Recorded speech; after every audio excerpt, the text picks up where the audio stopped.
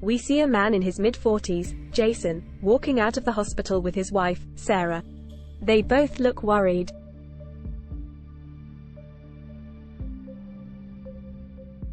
Jason is lying on the couch, feeling weak and tired. Sarah sits beside him, holding his hand. Jason: Sarah, I don't know what's happening to me. I feel so weak and tired all the time. Sarah: I know, Jason. But the doctors said your blood tests and scans all came back normal. Jason: But I keep having these strange symptoms. My joints ache, I have a fever, and I feel like I have the flu all the time. Sarah: We'll figure this out, I promise.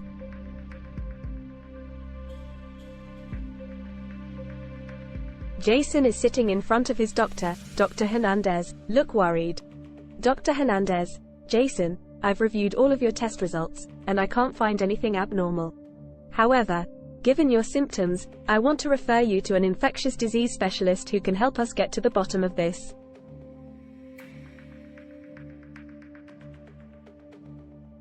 Jason is sitting in front of Dr. Lee, an infectious disease specialist, looking even worried.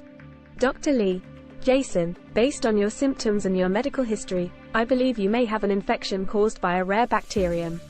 Jason: What kind of bacterium? Dr. Lee: It's called Coxiella burnetii, and it's the cause of a rare infectious disease called Q fever. It's typically transmitted from animals to humans, often through contact with infected livestock or contaminated animal products. Jason: How serious is this? Dr. Lee: In most cases, Q fever causes mild flu-like symptoms that resolve on their own. However, in some cases, it can lead to more serious complications, such as pneumonia or hepatitis. Jason: What can we do to treat it? Dr. Lee: We'll need to start you on a course of antibiotics to clear the infection. The recommended treatment for Q fever is a combination of doxycycline and hydroxychloroquine.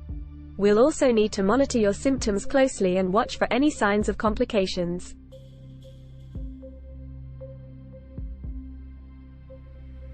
Jason and Sarah are sitting on the couch, looking worried.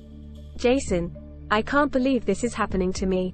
Sarah: We'll get through this, Jason. We'll do whatever it takes to make sure you're okay.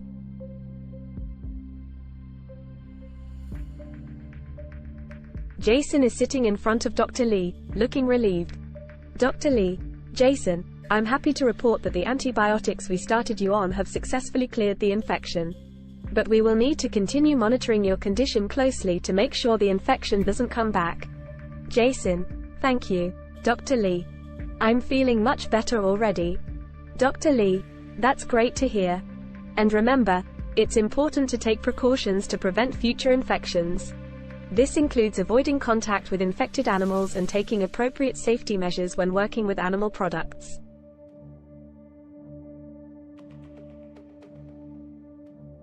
Jason and Sarah are sitting on the couch, looking relieved. Jason: I'm so grateful we found out what was causing my symptoms. Sarah: Me too, Jason. And I'm glad you're feeling better now. But we need to make sure we take the necessary precautions to prevent this from happening again. Jason: Absolutely. I never want to go through this again. Sarah: Let's make sure we follow Dr. Lee's advice and take steps to protect ourselves from future infections. Q fever is a rare infectious disease caused by the bacterium Coxiella burnetii. The bacteria is typically transmitted to humans through contact with infected livestock or contaminated animal products. Symptoms of Q fever can include flu-like symptoms such as fever, fatigue, headache, and muscle aches.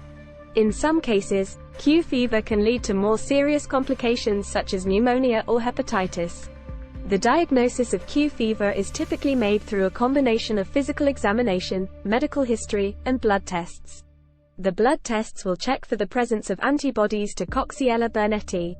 The treatment for Q fever usually involves a course of antibiotics, typically a combination of doxycycline and hydroxychloroquine. In addition to antibiotics, supportive care such as rest and hydration may also be necessary to manage symptoms. Preventing Q fever involves taking precautions to avoid contact with infected animals or contaminated animal products. This includes using personal protective equipment such as gloves and masks when working with livestock, and thoroughly cooking meat and other animal products before consumption. Overall, early diagnosis and treatment of Q fever can lead to a good prognosis. However, if left untreated, the disease can lead to more serious complications and can be life-threatening in some cases.